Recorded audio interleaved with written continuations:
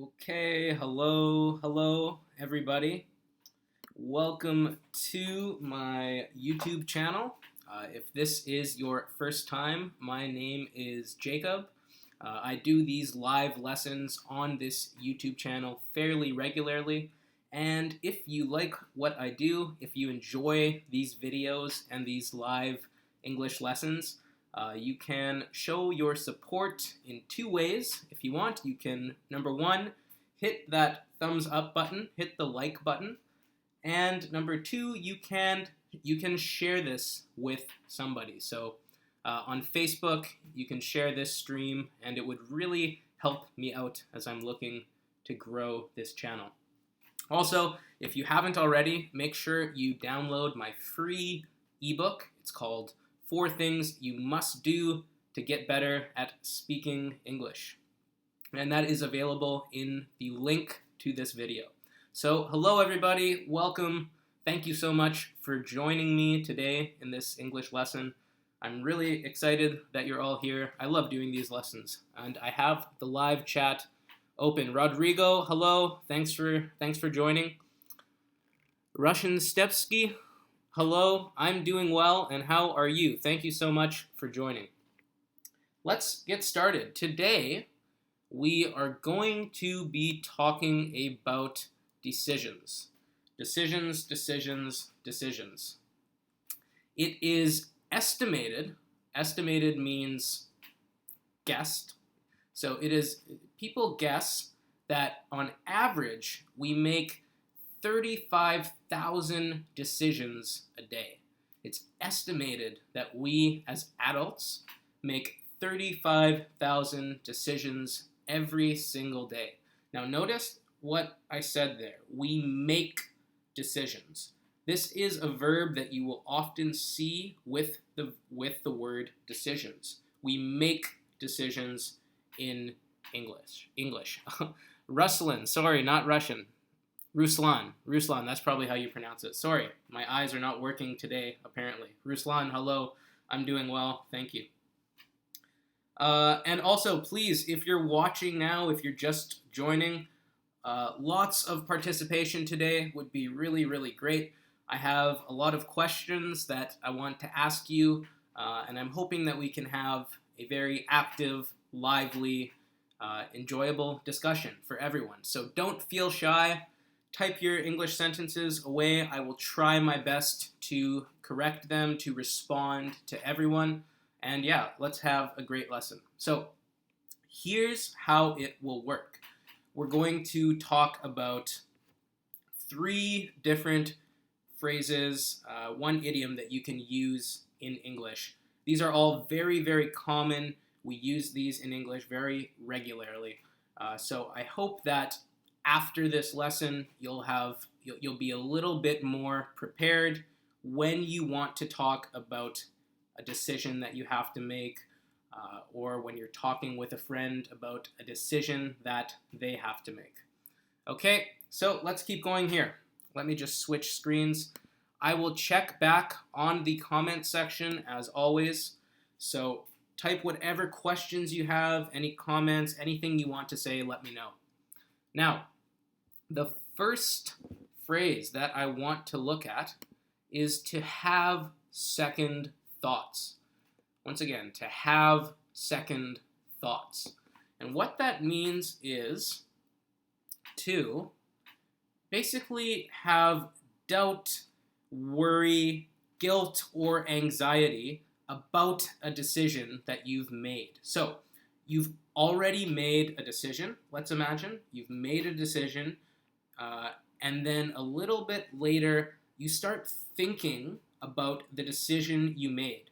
You start thinking to yourself, did I make the right decision? Is this something that I really want to do?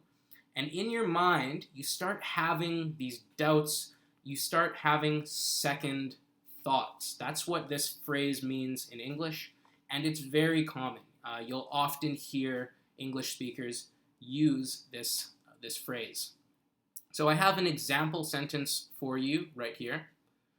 Imagine a situation with a couple, a girl and a guy, okay? They're together, and they agree to move in together. The phrasal verb move in, it means to live with someone. To move into a house with someone means to live together with that person. So imagine they decide that they're going to move in together to the same house.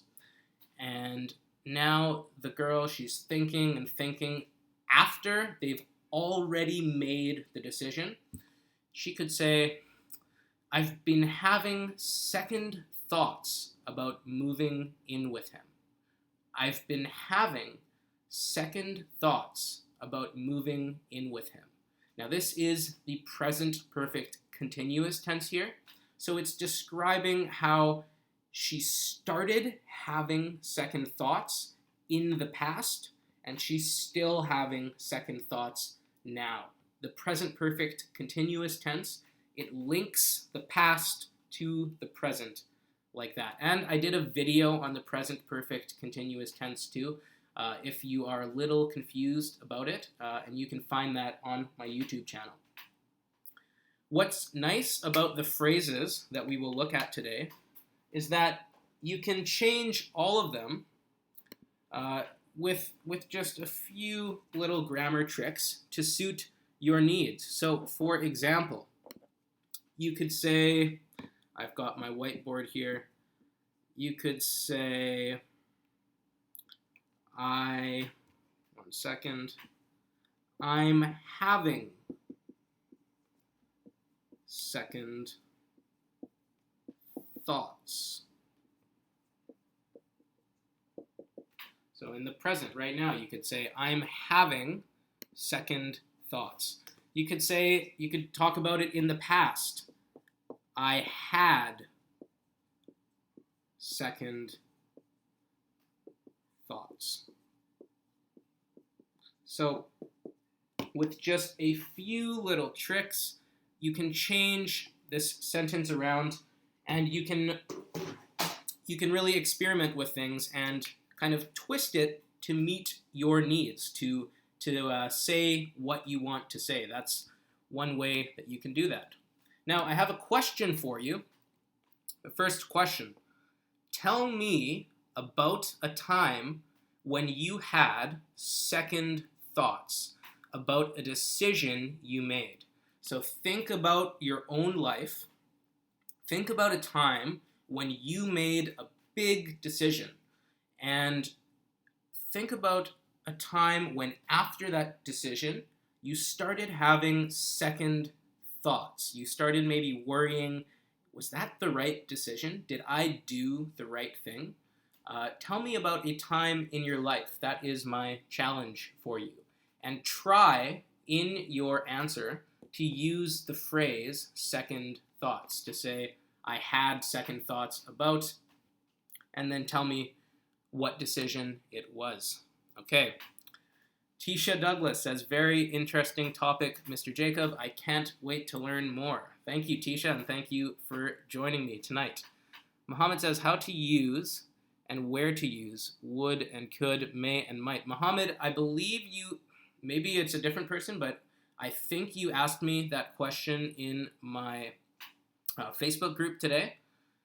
That is a very, very, very big question. I'm going to do a video on it a little later, but it's a really, really big and complicated grammatical question. Maybe send me a message afterwards, because you could talk about that for hours and hours, okay? So I won't answer that right here in this live lesson. Okay, so while I'm waiting for your answers, I'm going to read you an example that I found. Now, this example here, I actually got it from an online forum on the internet, a forum, like a group kind of a group discussion board. And this forum is for people who are in relationships, who are either married or just dating, and they discuss any problems or issues they're having in their relationship. So I found this one, and I'm just going to read it. It says a few things that I think are noteworthy here, things that we can talk about that will be useful for you. So, I've been with my boyfriend for a little over 2 years and engaged for 6 months. I love him dearly, but I'm starting to have second thoughts about marrying him. On one hand, he is the most gentle, kind, loving man I've ever been with. On the other hand, we have some conflicting personality traits. So this was written presumably by a native English speaker, and you can see she is having problems with her boyfriend, or rather, she's having second thoughts about marrying her boyfriend. So they are engaged. You can see they've been engaged for 6 months.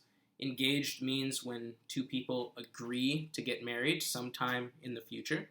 They've been engaged for 6 months. She loves him very, very much, but she's starting to have second thoughts about marrying him. Now, look how she finishes this paragraph. She says, on one hand, this is a phrase that we use a lot in English when we are kind of comparing two options, alternatives, choices that we have. So you can say, on one hand, he is the most gentle, kind, loving man I've ever been with. On the other hand, we have some conflicting personality traits. So conflicting, just means not in agreement. They kind of clash. And personality traits, things about their personality. So she's saying, on one hand, he's really, really great. I love him so much. On the other hand, there are some things that kind of we don't get along about. We kind of fight about. There are some things about our personalities that don't agree. So that's another good phrase to remember. Here's another example. On one hand, I could go traveling. On the other hand, I could work and save my money. So we use this phrase to compare two different alternatives, two different options. Okay? Miriam says, I am happy to join your live lessons. I'm happy that you are here too, Miriam. Mohammed, thank you. Good. I look forward to your message. Caesar, not a whole lot is up, my friend. I am just hanging out in this live lesson with all of you. I'm happy to be here. So, what's up with you? Hello again from Japan, I believe. Hello to you too. Ruslan says, I had second thoughts about buying an expensive new phone. Ruslan, that is a perfect sentence. Absolutely perfect. 100%. Great job. And I would say that that is a good thing to have second thoughts about. An expensive new phone. Anything that's really, really expensive, you want to think really hard about. Do I need this expensive new phone? Do I really need this expensive new phone? Tisha says, before moving to South Korea, I had second thoughts because I wasn't sure if I was ready to leave my family in the States. Wow, Tisha Douglas, that is a perfect sentence. So Tisha is living in South Korea too. And she had second thoughts about leaving her family. That is a very hard decision that I can empathize with, as I am also living in South Korea. Kyunga Kim says, hi, I'm late. Hello, Kyunga Kim. Thanks for joining again. Rodrigo says, I had second thoughts about the car I bought. Rodrigo, you had second thoughts after you bought the car? Was there something wrong with the car maybe, or just because you spent a lot of money? Let me know. I'm curious. Miriam says, I had second thoughts about traveling abroad for my studies. Miriam, perfect sentence. Really great work. You guys are all doing really, really well tonight. These are excellent sentences. I have no corrections because they're perfect. So really, great work.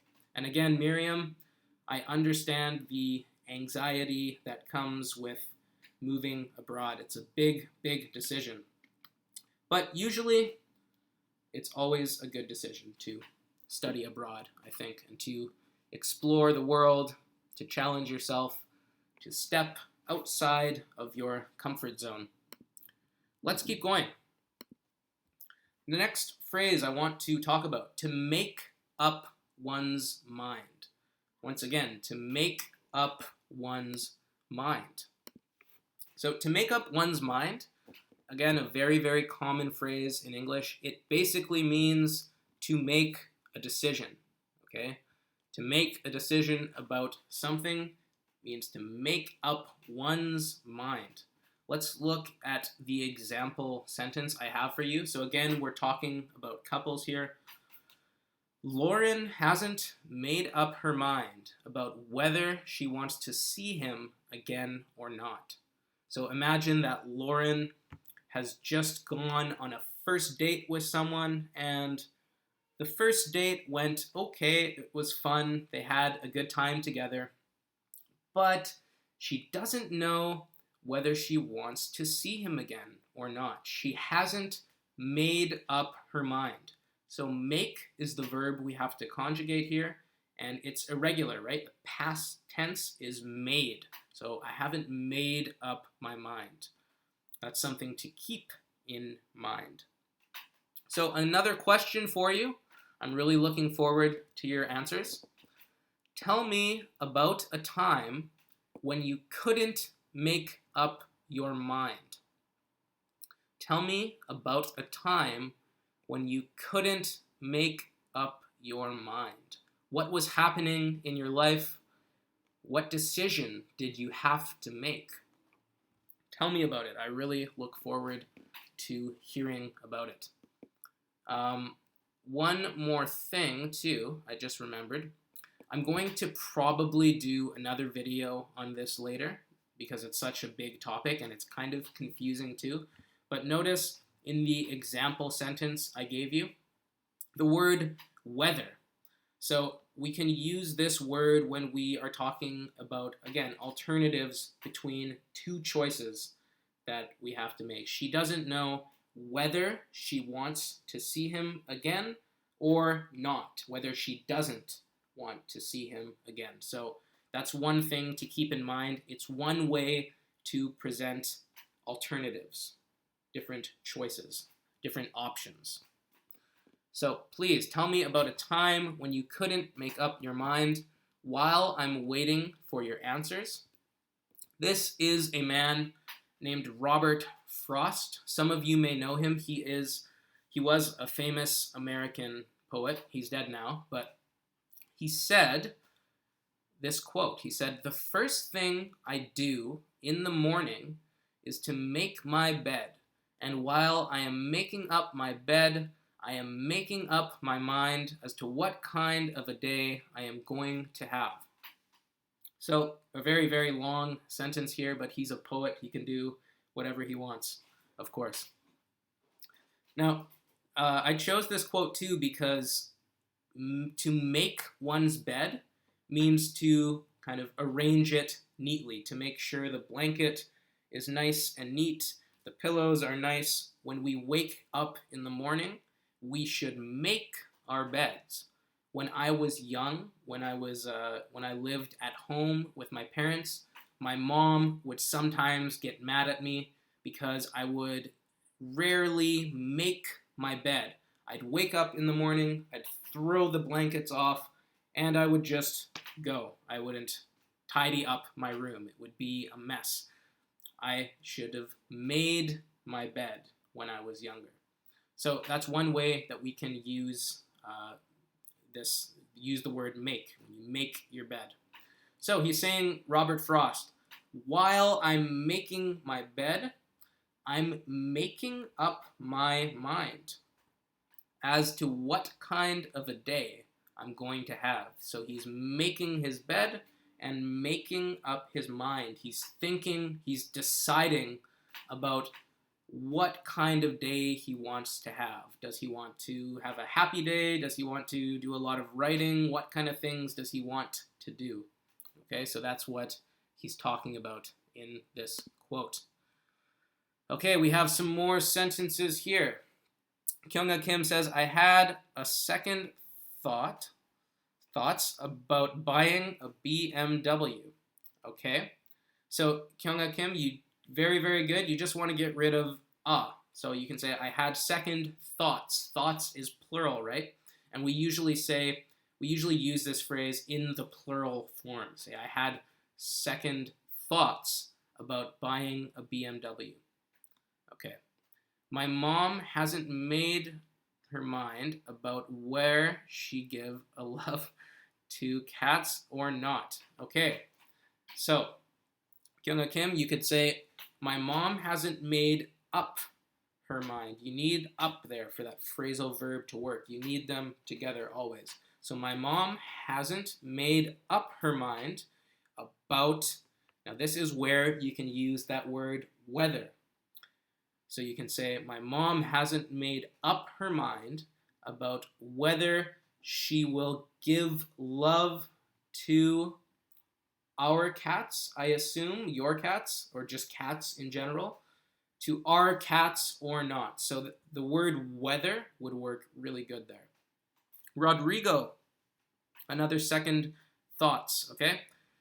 And in the question I asked you, try and use the word make up your mind, make up one's mind, okay?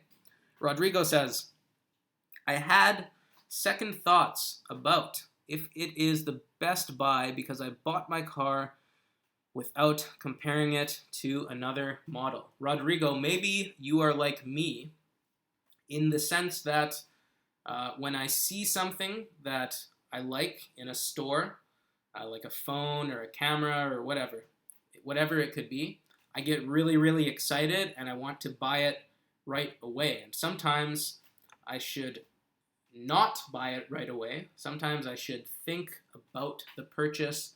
I should really think about whether it's a good idea or not. But instead, I get so excited that I just buy it right away.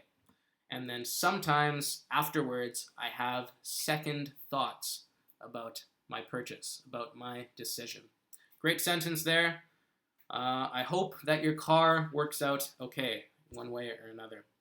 Thank you for the sentence. Ruslan says, I am making up my mind what I'm going to tell on the interview to introduce myself and how will I give it to the interviewer. Okay, so Ruslan seems like he has a job interview coming up. Those are always very anxious times. We always feel anxious during job interviews. So I think most of us probably can relate to your experience right now. Here's how I would rephrase your sentence.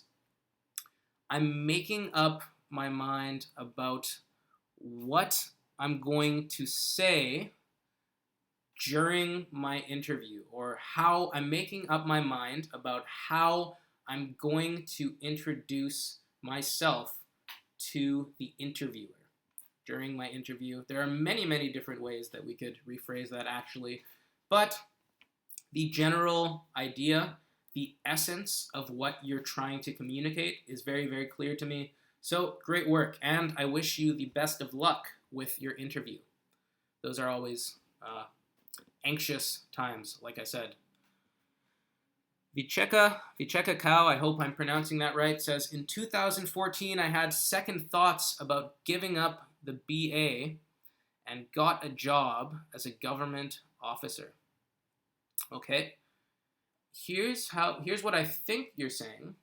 Okay, in 2014 I had second thoughts about giving up my BA, so studying basically, about giving up my BA and getting a job as a government officer. So what I think you're saying is this opportunity came up for you to take. You had a job offer and you wanted to take it, but you had second thoughts about quitting school maybe and taking this job. Am I right? Am I wrong? Let me know. She has not made her mind whether she carries working in that job or not. Okay, Miriam, here's how I would phrase that. Remember, she has not made up her mind. She has not made up her mind whether she carries working in that job or not. She hasn't made up her mind about whether to carry on working that job or not. It's a complicated one. I'll say it one more time. She hasn't made up her mind about whether to carry on working that job or not. Okay? These are all really great sentences. Lots of dilemmas here. A dilemma is when you can't decide between two or more things. You have a dilemma. You have a choice to make, a difficult choice to make. Okay, let's keep going. I have one more for you here. Really great sentences, and let's keep going. The last one, sitting on the fence. Sitting on the fence. So this is a very popular idiom, and I have the word sitting in brackets here because people, when they're speaking, they either say sitting on the fence or just on the fence. You can include sitting, or you can just say on the fence. So what it means is if you still have not made a decision, if you still haven't made a decision, you're sitting on the fence. Now, a good way to think about this is to literally imagine a fence. So you have a fence right here, and imagine you're sitting on it. And on one side of the fence is one decision that you can make, one direction that you can go. And on the other side of the fence is a different direction that you can go. So you still haven't decided what to do yet. You haven't made a decision. You're still sitting on the fence, or you're on the fence. So imagine that your friends invited you out to this show, this concert, and you're kind of tired, but you kind of want to go with your friends to the show. You haven't decided yet. You could say, I'm on the fence about going to the show. I'm on the fence. It means I'm still thinking, I haven't decided yet. I'm on the fence. Okay? And here is my last question for you. What are you sitting on the fence about in your life right now? So is there some decision that you have to make in your life right now that you haven't made yet? What are you sitting on the fence for? What kind of decisions do you have to make that you haven't made yet? And in your answers, try and use this idiom. Idioms are kind of funny because a lot of them are really old and outdated and no one uses them anymore. But this idiom is very popular. I use it myself very regularly. My friends, they use it all the time too. And if you use it, you're going to sound just like a native speaker too. It's one of those great idioms that really expresses well a situation in which you haven't made a decision yet and you're still thinking about which direction to go. So really great idiom to know. Try and use this idiom in your sentences.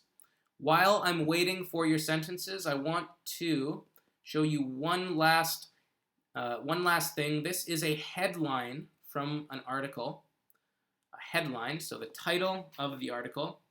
And it says, Canadians on the fence about EVs, autonomous vehicles survey. So again, this is the headline of the article. It says Canadians on the fence. So Canadian people are on the fence. They still haven't decided. They still haven't made up their mind about EVs and autonomous vehicles. So EV stands for electric vehicle, EV, and autonomous vehicles. Autonomous vehicles, another word in English for autonomous vehicle is self-driving car. So a car that doesn't need any human to drive it. These are becoming more and more popular very, very soon, sooner than we think probably. They're going to be on the road. I actually think they're already on the road. I heard that in Australia, they already have self-driving trucks on the road. So this is a real technology. And I guess in this article, there was a survey done. A bunch of Canadian people were surveyed. They were asked questions about their opinion on electric vehicles and self-driving cars, autonomous cars. Autonomous means free, independent. So imagine a free vehicle, independent vehicle that doesn't need a human being. Self-driving car. And so it says Canadians on the fence about these things. It means Canadians still don't know what exactly they think about self-driving cars. They don't know if it's a good idea or a bad idea. They're not very sure. They haven't made up their mind. They are on the fence, okay? So that is another way to use that idiom. And I'm just going to put this up. If you're joining me right now, first of all, thank you so much. And you can first, if you haven't already, subscribe to my YouTube channel. And everyone watching right now, it would be a huge favor to me if you could hit the like button. Hit the like button on this video. It would help me a lot. And again, follow me on Facebook if you haven't already. Just search Jacob Teacher. Like my page. I announce a lot of the time my plans for these live lessons and for other things that I have going on. So make sure to follow me there. I'm just going to switch my screen right now and go back to the chat room so I can see what nice sentences you all have written for me. Miriam, thanks for correcting the sentence. Miriam, thank you for writing the sentence. It's always fun to help out in this way, any way I can. Okay, we have another sentence using second thoughts. Caesar said, I had second thoughts about coming out from the federals and don't stay working. Okay, so I think you're talking, Caesar, about working for the government. Here's how I would rephrase that. I had second thoughts about leaving the federals and not working. You could even say I had second thoughts about quitting my job with the government or with the federals. Quitting my job would sound really natural there. I had second thoughts about quitting or leaving my job. That would be a natural way to phrase that. Okay. Alan I'm sitting on the fence. Alan, remember you need that phrasal verb to be. I am sitting on the fence about whether to go party tonight or not. Yes, such a dilemma. That's a big question, Alan. Depends what you have to do tomorrow, I would say, right? But to correct that sentence, Alan, I'm sitting on the fence about whether to go party tonight or not. Go party tonight or not. You could even get rid of the word go and just use party as the verb itself. We do that very often. So I'm sitting on the fence about whether to party tonight or not, you could say. That would be probably the most natural way to say it. Kyung Kim says, I'm sitting on the fence about quitting my job and finding another job. It's a big decision, Kyung Kim. Great sentence, by the way. I'm sitting on the fence about quitting my job and finding another job. Good. I think maybe, actually, your sentence is great. Don't listen to me. That's really good. I'm sitting on the fence about quitting my job and finding another job. And that's a big decision. I wish you all the best in making that decision. It's always a tough choice to make. Alan says, I'm trying to make my mind up, sure about mistakes I've had during my lifetime, so I'm sitting on the fence. How can I correct all my life's mistakes? Alan, you are a deep philosophical thinker, my friend. How do we correct our life's mistakes? I don't know about that one. Yeah, maybe search a philosophy YouTube channel with live lessons that can answer that question. That is a question that is beyond me, but my advice to you would just be to try and learn from them, forgive yourself, accept everything that's happened, and just keep trying to live. That's the best advice I have for you. And thanks for the comment. Rodrigo, I'd rather to be sit on the fence than making decision in the heat of the moment. Okay, I know what you're saying. here's how I would rephrase that.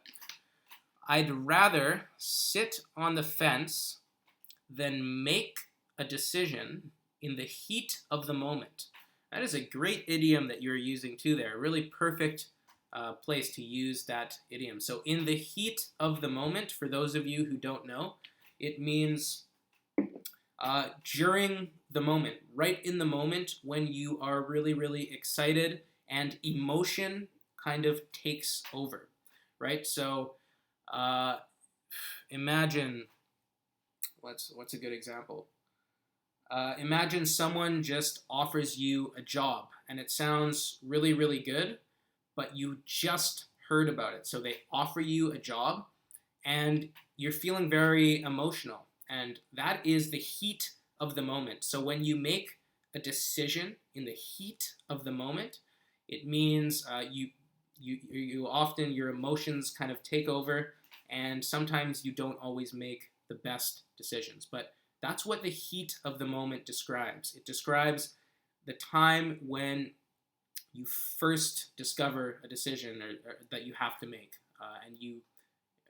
I'm explaining this poorly, but when you feel like you have to make a decision in the moment, right when it's happening, when your emotions are taking over. Anyways, Rodrigo, that is a great quote.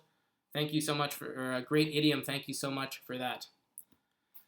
Caesar says, I'm sitting on the fence about working in a call center or getting another job. Seems like everyone is sitting on the fence in their professional lives, and I am too at the moment. It's not just you guys, so that's great to hear. Okay, Sadawat, thanks for joining. Hi Jacob, is sit on the fence similar to up in the air? It is quite similar to up in the air, actually. Very good question, Sadawat. It is quite similar. It's up in the air means it's uncertain. Sitting on the fence we use more to talk about a decision that we have to make. Up in the air is more just generally speaking that things are uncertain. So again, on the fence is usually between very distinct possibilities when you're trying to decide between two precise things. And up in the air is just general uncertainty. So I hope that helps. Okay. Miriam says, I am sitting on the fence about visiting my uncle next week. Miriam, that's a perfect sentence. And yeah, give it some thought. I'm sure your uncle would love to see you. I don't know. Anyways, I think that is all the time I have.